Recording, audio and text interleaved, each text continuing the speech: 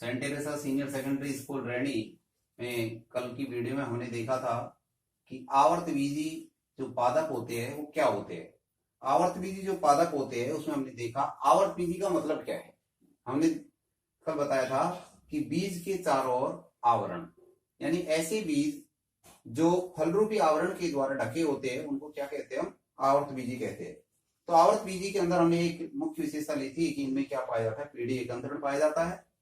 और जो पीढ़ी एकांतरण है इनमें जो प्रथम पीढ़ी होती है, जो मुख्य पादप शरीर होता है, और मुख्य पादप जो शरीर होता है वो द्विगुणित होता है। और बीजाणु जो पीढ़ी है ये पीढ़ी दीर्घजीवी होती है, और दूसरी जो होती है वो युग्मकोद्भिद पीढ़ी होती है जो कि अल्पजीवी होती है, वो अगुणित होती है। इस प्रकार से हमने आवर्तबीजी पादपों के बारे में देखा कि उसके बाद में हमने जनन के बारे में अध्ययन किया कि जनन क्या है। जनन का मतलब होता है कि किसी भी सजीव के द्वारा अपने समान संतति पैदा करना, उत्पन्न करना क्या कहलाता है, जनन कहलाता है। हमने बताया कि जो जनन है वो सजीवों का एक लक्षण है। जनन के द्वारा ही सजीव अपनी समान संतति पैदा करते हैं। तो आवर्तबीजी पादपों में जन्म देखना है हमको कि आवर्तबीजी पादपों के अंदर जन्म दो प्रकार का होता है। एक होता है अलैंगिक जनन और एक दूसरा होता है लैंगिक जनन। तो अलैंगिक जनन क्या होता है कि अलैंगिक जनन का मतलब क्या है कि जिसमें केवल एक ही जनक भाग लेता है, केवल एक ही जनक भाग लेता है, एक जनक के द्वारा ही नई संतति का विकास होता है। तो इसके द्वारा जो संतति पैदा होती है उसको क्लोन कहते हैं, क्योंकि जो क्लोन होता है वो आनुवांशिक रूप से और शारीरिक रूप से वो मात्र जो पादप है उसी के समान होता है, जिसे हम क्या कहते हैं, क्लोन कहते हैं। फिर हमने देखा कि जो आवर्तबीजी जो पादप है उनमें अलैंगिक जो जनन है वो कितने प्रकार से होता है। तो हमने बताया कल दो प्रकार से होता है। पहला होता है अनिषेक बीजता और दूसरा होता है कायिक जनन। अनिषेक बीजता का मतलब है कि बिना निषेचन के बीज का निर्माण होना, बिना निषेचन के द्वारा ही बीज का निर्माण होना, उसे अनिषेक बीजता कहते हैं। अर्थात हम ये कह सकते हैं कि इस प्रक्रिया के अंतर्गत अर्धसूत्रण और वह युग्मक संलयन दोनों क्रिया इसमें नहीं पाई जाती है। तो उसको हम क्या बोलते हैं, अनिषेक बीजता के नाम से जानते हैं। दूसरा लिया हमने कायिक जनन। यानी कायिक जनन क्या है? कायिक जनन का मतलब होता है बीज के अलावा पादप के किसी भी भाग के द्वारा नया पादप जब बन जाता है, नई संतति बन जाती है, तो उसको हम कहते हैं कायिक जनन।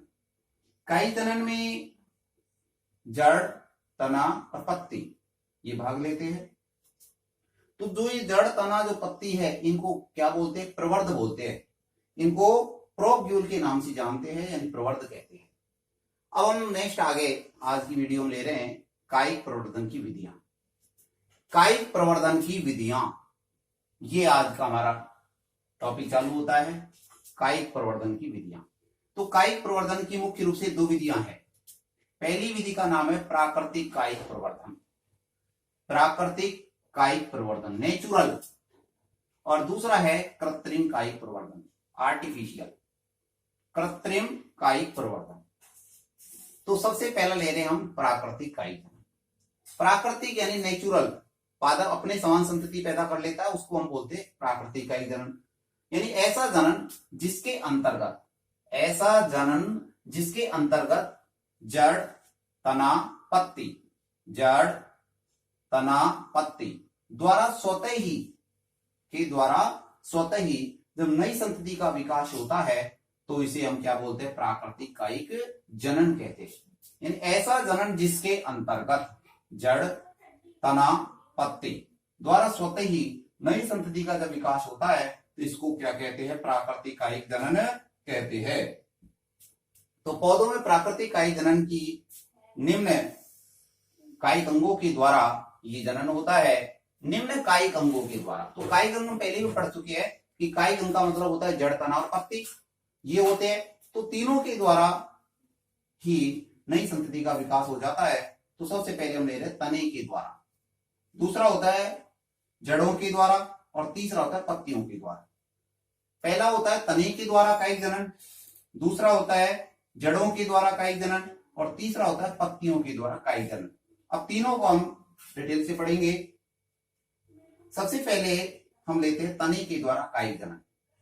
तने के द्वारा कायिक जनन, तो जो तने हैं वो 3 प्रकार के होते हैं। तने कितने प्रकार के होते हैं? 3 प्रकार के होते हैं। पहला होता है भूमिगत तने, दूसरे होते हैं अर्धवायवीय तने, और तीसरा होता है वायवीय तने। 3 प्रकार के तने होते हैं। पहला कौन सा है? भूमिगत तने, दूसरा कौन सा है? अर्धवायवीय तने, और तीसरा कौन सा है? वायवीय तने।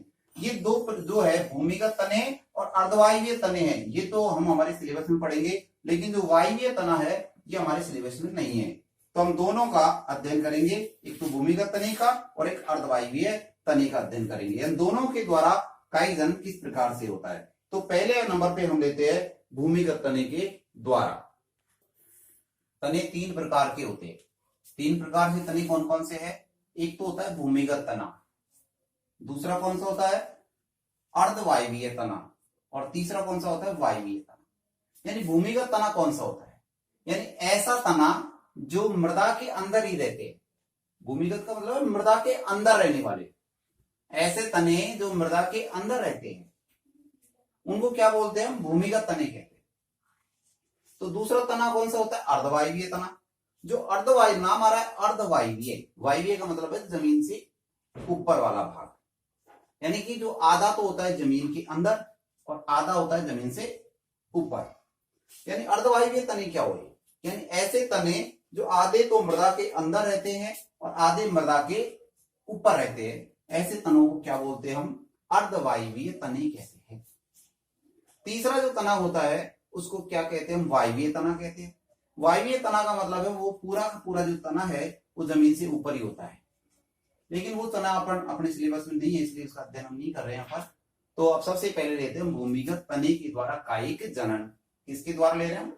भूमिगत तनों के द्वारा कायिक जनन। यानी भूमिगत तने का मतलब लिखा, हमने डेफिनेशन लिखी कि ऐसे तने जो मृदा के अंदर रहते हैं, ऐसे तने जो मृदा के अंदर रहते हैं, तथा ये जो तने होते हैं इन पर पर्व और पर्वसंधियां, क्या होती है? इन पे पर्व और पर्वसंधियां पाई जाती है। पर्व संधि होती है और पर्व भी होते हैं, और इनमें पर्व संधि पाई जाती है। अनुकूल परिस्थितियों में, अनुकूल जब परिस्थिति आती है, जैसे टेम्परेचर ठीक प्रकार से मिल जाए, पानी की मात्रा पर्याप्त मिल जाए, तो अनुकूल जो परिस्थिति होती है, अनुकूल परिस्थितियों में क्या होता है? जो पर्व संधि होती है, इन पर्व संधियों से जड़े और प्रैरोह कलिका उत्पन्न होने लग जाती है। यानी थोड़ा छोटा सा अंकुरण सा होने लग जाता है, इनसे उत्पन्न हो जाती है। ये जो प्रवर्ध है फिर क्या होते हैं? अलग होकर नई संतति का निर्माण कर लेते हैं, इनसे क्या बन जाता है? नया पौधा बन जाता है। तो ये होते हैं भूमिगत तने के द्वारा कायिक जनन। हमने देखा भूमिगत तने के द्वारा कायिक जनन होता कैसे है। तो पहली बात हमने ये देखा कि ये जो भूमिगत जो तने होते हैं इन पर पर्व होते हैं और पर्व संधियां होती है। जो पर्व संधि होती है, जब अनुकूल परिस्थिति मिल जाती है तो इन्हीं पर्व संधियों से जड़ें निकलती है और प्रैरोह कलिका निकलती है। धीरे धीरे इनसे क्या होता है? इनसे प्रवर्ध अलग हो जाता है और नए पौधे का विकास हो जाता है। इस प्रकार से नए पौधे का जन्म होता है। तो ये जो भूमिगत तने हैं वो 4 प्रकार के होते हैं। कितने प्रकार के होते हैं ये 4 प्रकार के होते हैं। तो 4 प्रकार के कौन कौन से तने होते हैं? सबसे पहला होता है इसमें कंद। पहले नंबर का कंद है, दूसरा प्रकंद है, तीसरा घनकंद है और चौथा है सल्क कंद है। ये 4 प्रकार के होते हैं भूमिगत तने। भूमिगत तने कितने प्रकार के होते हैं? 4 प्रकार के होते हैं। पहला कौन सा है? कंद है, दूसरा कौन सा है? प्रकंद है, तीसरा कौन सा है? घनकंद है, और चौथा कौन सा है? सल्क कंद है। इस प्रकार से ये 4 प्रकार के होते हैं। तो सबसे पहले हम लेते हैं कंद। सबसे फर्स्ट नंबर है कंद, ट्यूबर बोलते हैं जिसको। यानी कंद का उदाहरण बिल्कुल सीधा सा है आलू। कंद का उदाहरण क्या है? आलू। आलू आपने देखा होगा अपने घरों पर, जब आलू रखा रह जाता है, 10 दिन रह जाता है, 15 दिन रह जाता है, तो उस आलू को देखो आप, तो उस आलू से छोटे छोटे से अंकुरण से निकलने लग जाते हैं।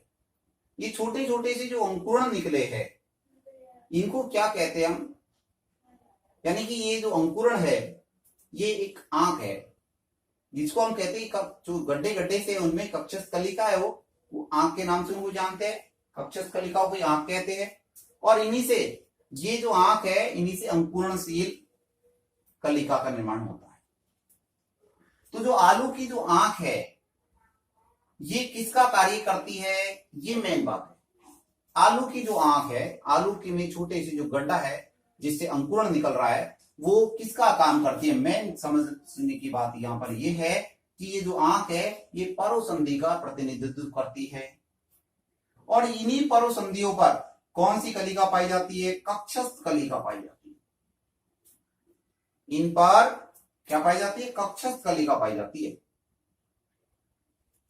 जैसे ही आंख युक्त जो गड्ढा सा होता है, आंख युक्त तने को जैसे अनुकूल परिस्थिति मिल जाती है, जैसे ही अनुकूल परिस्थिति मिलेगी, तो अनुकूल परिस्थिति मिलने पर जब इसको हम जमीन के अंदर बो देते हैं, भूमि के अंदर बो देते हैं, तो इससे नए पौधे का जन्म हो जाता है। इससे क्या हो जाता है, नया पौधा बन जाता है। जैसे आलू है, तो ये छोटी छोटी सी क्या है, इनको आंख बोलते हैं, ये गड्ढे से होते हैं। तो ये धीरे धीरे जो ये हो गया अंकुरणशील आंख, इससे अंकुरण सा निकलने लग जाएगा ऐसे, और यहां से धीरे धीरे ये अंकुरण और बड़ा हो जाएगा और यहां से निकलने लग जाएगा। तो इस प्रकार से ये आलू के अंदर हमने देखा कि इससे ही, जैसे ये है तो ये भी आगे वृद्धि करती जाती है, इससे भी ये निकलने लग जाता है। इस प्रकार से धीरे धीरे ये भी आलू का रूप बन जाता है। तो इस प्रकार से हमने देखा कि जो आंख है, ये मुख्य रूप से किसका प्रतिनिधित्व करती है, कक्षस्थ कलिका का प्रतिनिधित्व करती है, कक्षस्थ कलिका का। तो कक्षस्थ कलिका को जैसी अनुकूल परिस्थिति मिलेगी और इसको हमने यदि भूमि के अंदर बो दिया है, तो इससे क्या है, नया आलू का जो पादप है वो बन जाता है। अब एक छोटी सी बात लिखी है कि आलू का जो कंद है, आलू का कंद, इसी को बीज के रूप में उपयोग करते हैं। अब प्रश्न बन रहा है छोटा सा कि आलू में बीज के रूप में किसका उपयोग करते हैं, तो हम उत्तर क्या बता देंगे, आलू के कंद को। आलू का जो कंद है, इसी को हम बीज के रूप में उपयोग किया जाता है। तो इस प्रकार से हमने देखा कि कंद के द्वारा किस प्रकार से कायिक जनन होता है। तो ये कंद के द्वारा कायिक जनन हमने देखा है। भूमिगत तने में दूसरा है प्रकंद, राइयम। इसका एग्जाम्पल है अदरक और हल्दी। अदरक और हल्दी, ये दोनों आपने देखी होगी कि जो अदरक होता है, ये एक भूमिगत तना ही होता है। इसका जो तना होता है वो कैसा होता है, मांसल होता है, थोड़ा कमजोर है, मुलायम टाइप में होता है, और भूमिगत भी होता है। लेकिन ये जो तना है, ये भूमि में क्षैतिज रूप से वृद्धि करता है। किस रूप में वृद्धि कर रहा है, क्षैतिज रूप में, यानी इस तरीके से वृद्धि कर रहा है, ये इस तरीके से क्षैतिज वृद्धि करता है, इस प्रकार से। तो ये क्षैतिज वृद्धि करता है इसका तना। और ये जो तना है, इसी तने पर क्या पाई जाती है, पार्वसंधियां पाई जाती है। इन पर जो भूमि का जो तना है, मांसल जो तना है, इसी पर पार्वसंधि पाई जाती है। और पार्वसंधियों पर पाई जाती है कौन सी, कक्षस्थ कलिकाएं पाई जाती है, एक कलिका पाई जाती है। ये जो कलिका है, यही किसका काम करेगी, प्रवर्ध का कार्य करेगी। अर्थात इसी से क्या है, नए पादप का अंकुरण होगा। जैसे ये अदरक है, ये है अदरक का डायग्राम लिया हमने कि अदरक होती है इस प्रकार से। आपने देखा होगा अदरक को, इसी प्रकार की अदरक होती है, ये अदरक है। इसमें ये जो है, ये अदरक में जो आपको ये दिखाई देती है, इनको हम बोलते हैं पार्वसंधियां। इनको क्या कहते हैं, पार्वसंधियां कहते हैं। तो ये पार्वसंधियां है इसमें। और यहां पर ये इस प्रकार की जो स्ट्रक्चर होती है यहां पर, इस जगह से, इनको बोलते हैं हम, ये आगे आगे जो होता है, कलिका बोलते हैं।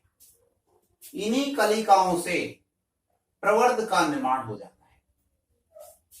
और यहां से इन्हीं से क्या निकलने लग जाती है, जब तना क्षैतिज रूप से वृद्धि करता है, तो इन्हीं से क्या होता है, धीरे धीरे अपस्तानी जड़ें निकलने लग जाती है। और ये जड़ें है वो जमीन के नीचे की ओर गति करने लग जाती है, ये तो। और इस प्रकार से ये प्रकंद के द्वारा कायिक जनन होता है। तीसरा लेते हैं हम घनकंद। तीसरा है घनकंद, क्रॉम। इसका एग्जाम्पल लिया हमने अरबी और जमीकंद, अरबी और जमीकंद। तो ये जो होते हैं, इनमें जो तना है, जबकि इसमें तो तना क्षैतिज रूप से वृद्धि कर रहा था, लेकिन जो अरबी है, इसका जो तना है ये ध्यान रखने की बात है, मेन बात है कि ऊर्ध्वाधर ऊपर की ओर गति करता है। इसमें खाद्य का जो जमाव है, खाद्य पदार्थ जो जमता है वो ऊर्ध्वाधर दिशा में जब वृद्धि करता है तब जमा होता है। इनकी जो वृत्ताकार जो तना है, इन पर वृत्ताकार क्या पाई जाती है, पर्वसंधि पाई जाती है। अरबी को देखा होगा आपने, उस पे तो उस पे भी जैसे इस पे दिखाई दे रही है वृत्ताकार, वैसे वैसे उस पे भी होती है वृत्ताकार पर्वसंधि होती है। इन्हीं वृत्ताकार पर्वसंधियों पर जैसे हमने ये बनाया, इस प्रकार से बनाते हैं, जैसे ये है तो इस पर भी इस प्रकार से वृत्ताकार टाइप में ऐसे ये इसी प्रकार से वृत्ताकार पर्वसंधियों पर क्या पाई जाती है, कक्षस्थ कलिका पाई जाती है। वही कलिकाएं होती हैं इनकी। ये कक्षस्थ कलिका है जो नए पौधे को जन्म दे देती है। इन्हीं के द्वारा नया पौधा विकसित होने लग जाता है। तो इस प्रकार से ये होता है घनकंद। तो घनकंद का एग्जाम्पल हम याद रखेंगे आरबी कक्षा में। लास्ट चौथा है शल्ककंद, बल्ब बोलते हैं, क्योंकि इसका एग्जाम्पल जो हम लेते हैं लहसुन है। लहसुन की जो आकृति है वो कैसी होती है, बल्ब के समान होती है, इसलिए इसका नाम दीजिए बल्ब। अंग्रेजी में बोलती है इसको बल्ब। इसका तना जो होता है वो संघनित होता है और भूमिगत होता है। इसका जो तना है वो कैसा होता है, संघनित होता है, भूमिगत होता है। इसी पर क्या पाई जाती है, मांसल पत्तियां पाई जाती है। इसी पर मांसल पत्तियां पाई जाती है इसी पर। और इन पर जो उपस्थित जो कलिकाएं हैं, ये कलिकाओं को जैसे ही अनुकूल वातावरण मिलेगा, अनुकूल परिस्थिति मिलेगी, तो इन्हीं से नए पौधे का जन्म हो जाता है। तो इस प्रकार से हमने शल्ककंद के द्वारा काई जन्म पढ़ा। तो सबके उदाहरण हमको याद रखना है। सबसे पहला जो हमने लिया था, कंद लिया था। एक बार वापस रिवाइज कर लेते हैं। जो भूमिगत तने हैं उनमें सबसे पहला कौन सा लिया था, हमने कंद लिया था। और कंद का उदाहरण हमने कौन सा लिया था, आलू लिया था। कंद का उदाहरण क्या लिया था, आलू। दूसरा हमने लिया था प्रकंद, प्रकंद का उदाहरण ले लिया अदरक और हल्दी। तीसरा लिया हमने घनकंद, घनकंद का उदाहरण ले लिया अरबी और जमीकंद। और चौथा जो हमने लिया शल्ककंद, उसका उदाहरण ले लिया हमने लहसुन। हमको इनके एग्जाम्पल बहुत जरूरी है, एग्जाम्पल ध्यान रखने हैं। बाकी ये तो हमने केवल एक समझने के लिए इनको लिखा है भाई ये कैसे कैसे होता है। बाकी इनकी हमको आवश्यकता नहीं पड़ती है लिखने की वैसे, क्योंकि हमको तो इसका एग्जाम्पल ध्यान रखना है। मेन बात होती है एग्जाम्पल की, एग्जाम्पल ध्यान रखना है। बाकी तो और इनको हमको खास केवल समझने के लिए हमने इनको देखा गया है। तो इस प्रकार से आज हमारा ये पूरा हो गया।